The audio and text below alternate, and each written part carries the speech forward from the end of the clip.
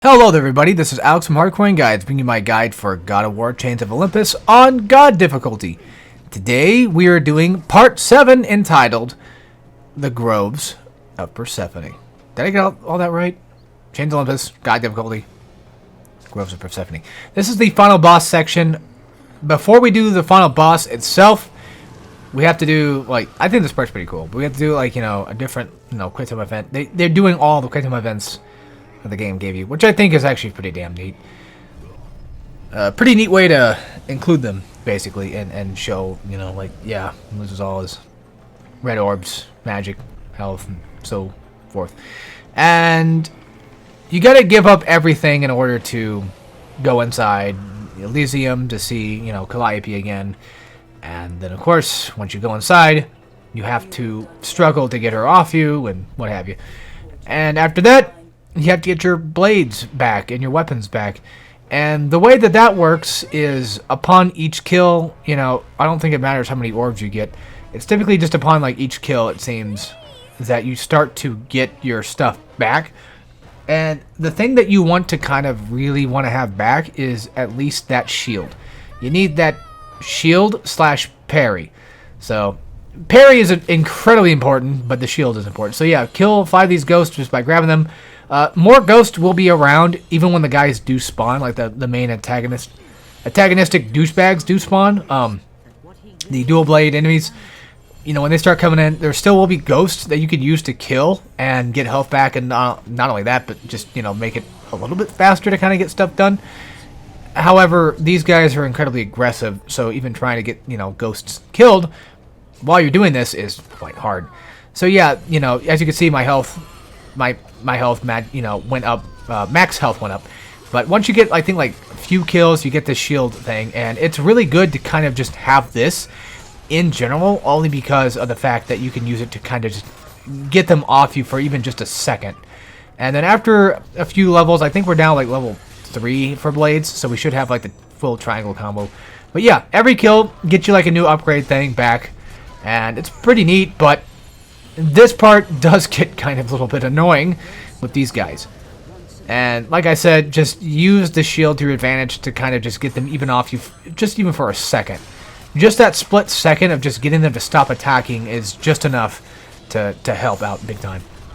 Grabbing them and kicking them and all that other stuff does kind of work, but, I think it's much more effective just to go for this. It's a little faster and easier just to kind of just have them, get parried a bit, or just, get blown away a bit.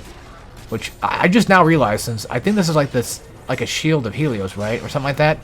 Which basically is using a sun flash to basically flash them in the eyes. But yeah, now we have parry, which is practically what you need. That's what I'm trying to go for.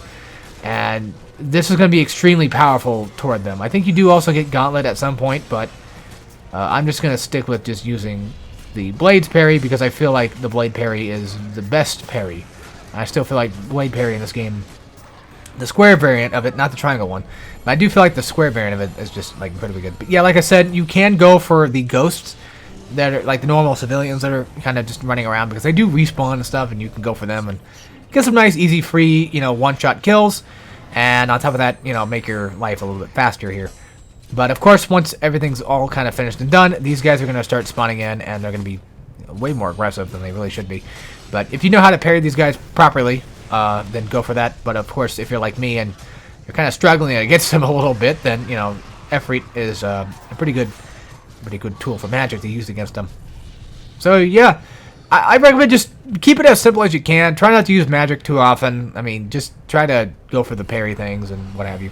You should be all right.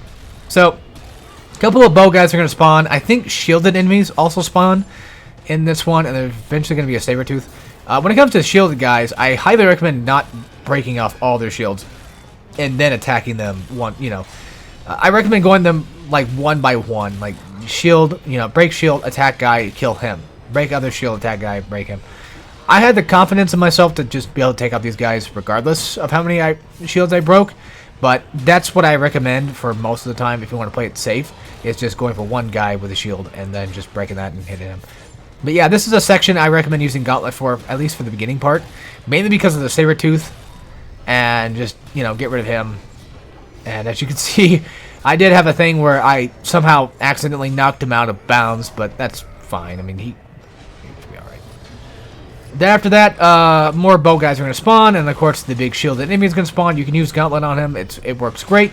However, if you really wanted to, if you're feeling kind of a little bit unsafe with Gauntlet or whatever, Efreet is great against breaking that shield and doing a bit of damage. And on top of that, which by the way, you don't really need magic for the next boss fight. You don't need magic for the boss fight, so just use it here if you really want to. Yeah, you can parry both attacks from the Guardian guy. Yeah, the slam attack and the swipe attack can be parried. So do keep that in mind, that is something you can do. And that's very generous of them to give that to you in a game like this, especially. So do keep in mind, you can parry that. But if you don't want to, you can always go for Gauntlet, or you can always go for Efreet, or whatever magic that you like to use and rely on. So yeah. Next up is Persephone. I did die a couple of times, mainly because she has a really weird parry system, and I will show you what that is in just a second, because we're going to go fight her right now.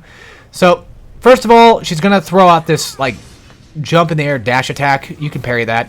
That rock, you want to kind of just wait for her to get close to kicking it, and then dodge. You can dodge behind her like I do here, and that's pretty effective. Try not to go for any of those, like, full combo attacks, but just try to go for, like, just very cheap shots. If she flies in the air like that, up in the air, she's going to go for the one attack. Sometimes she might throw out a second attack, so just be careful. But every time she does it, make sure you parry. You want to parry because you want to have those iframes just in case she does a little slip-up and tries to hit you with something sneaky. And that's something that Persephone does tend to kind of do here a lot of the time. She does a lot of sneaky shit. And you'll see what I mean when I either get hit by it or, like right there. You know, I could have gotten hit by that if I did not parry and then go for another block while parrying. I recommend not holding parry. Just in the off chance, like just try, or not holding block, just in the off chance, like while you're parrying. Just in case you might accidentally slip up the timing or something or mess something up. But you know, just get the timing down for this and you'll be perfectly fine. It's really not that bad. It's a drawn out fight. It really is. I hate this one. I hate this phase in particular, mainly. The final boss itself is just completely somewhat easy enough to do. It's not that hard, but it's just this phase. It's very tricky. And yeah, if you feel like you're okay with holding block while doing the parry from like this attack right here, if you're fine with that, holding block should be okay. But like I said, I just feel like sometimes she does a little slip up and makes it to where even if I was holding block, I sometimes don't get that hit. But that could just be a skill issue. I don't know. It could be one of the many things of problems that I tend to have when I do, you know, things like this of that nature. But yeah, you can't block those attacks, unfortunately. You have to parry them. And they can both be parried. And that's typically the one that you really want to parry. But I'd say parry even like this one too. Just in case that she might try to do something else. I don't remember if she does do a second attack or not, but I do it just in the off chance. You can also go for the triangle move if she does like the air one, so that way you can probably maybe land a potential hit. But I'm going for square just in case. But that's just what I rely on. But yeah, try not to do like any finishers with your combos too much, so you don't accidentally get stuck in them. Now, when she does grab you like this, keep your eye on the screen. Not just because of the L1 R1 thing, but also because of this. You're going to be stuck in a quick time event, and it's definitely a quick time event. There's no doubt about that. It's very fast and very dangerous. So you do not want to mess that up and accidentally get caught like I do sometimes and be like, oh yeah, I forgot there's a quick time here, and get screwed over by a fucking quick time event because I don't know why they put that there, but why not? It's cheap, but it works. All right. Next phase. This one's way easier, and I complicate things, but that's just because I do that. In the beginning, she's going to go throw a normal fireball. It's pretty easy. You don't have to do what I'm doing here. What I'm doing here is just a little silly and kind of stupid. The reason being is because you can attack her from the ground. You don't need to attack her from the air. The ground attack that I recommend using is the triple triangle attack. I recommend using that one because it just does a decent bit of damage, and yeah. Gauntlet, I think, only works in the air, maybe? I don't remember. But, yeah, just go for the triple triangle attack. It works better than just jumping around and hitting her from the air. I mean, you can do the air attacks. The one that I recommend using, if you were to go for that, would be the triangle version. I typically recommend just going for, like, you know, jumping L square and into, like, triangle. Or you can do, like, what I did there and just get, like, a few hits.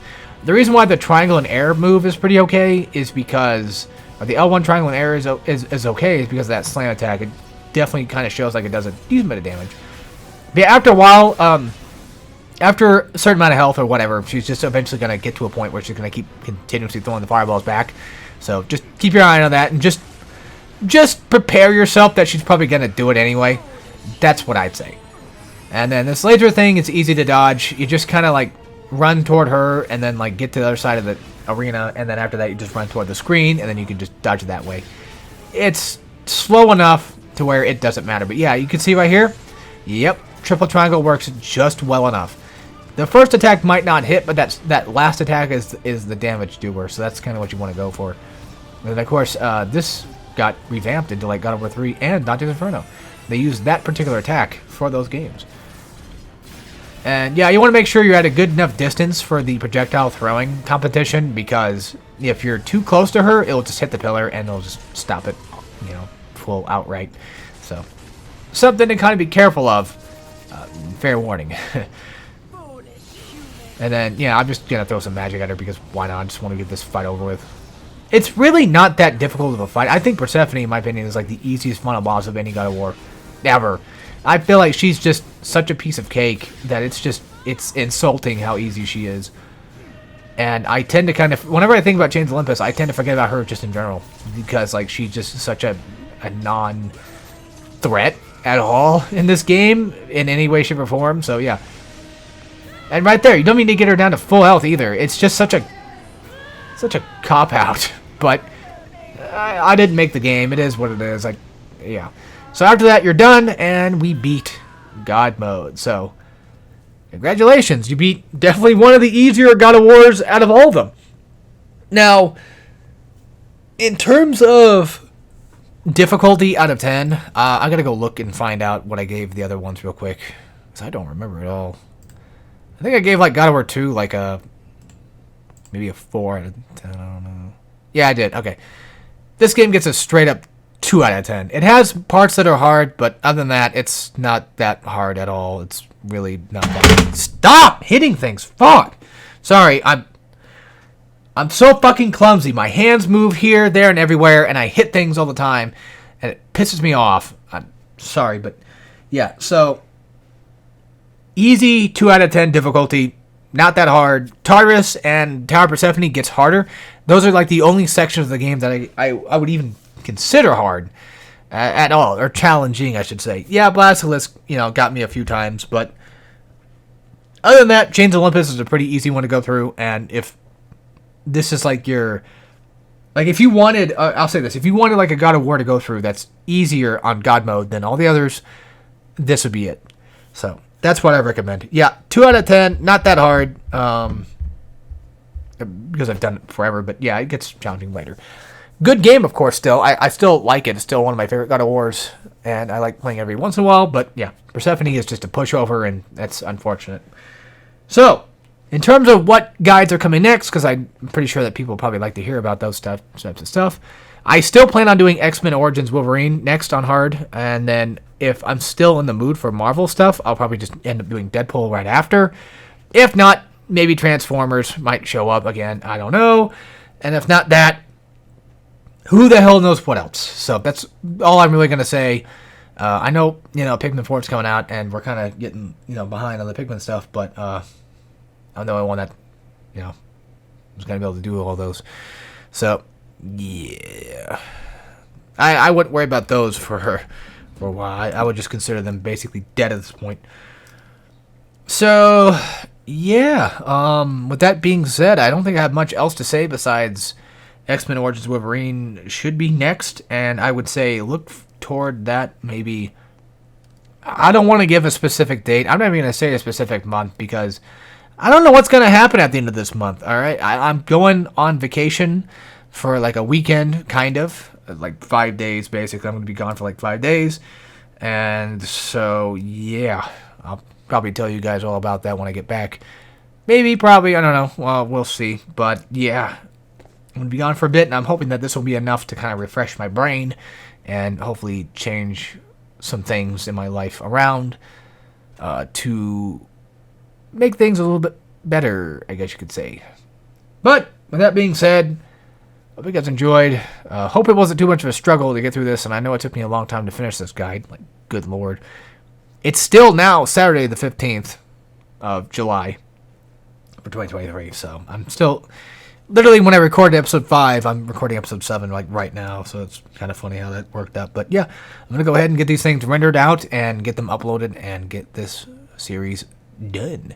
In terms of the next God of War that comes next, though, it's God of War 3, for those that are curious. And I don't know when I'm going to plan on streaming God of War 3 myself for the stream thing. I don't know when that's going to happen. It might not happen for a while. But other than that, yeah, hope you guys enjoyed, and I'll see you all next time for whatever guide we do next, which should be X-Men Origins Wolverine. If not, I will definitely probably keep you guys updated and tell you, or we'll find out one way or another, right? So, yeah, as always, take care, everybody.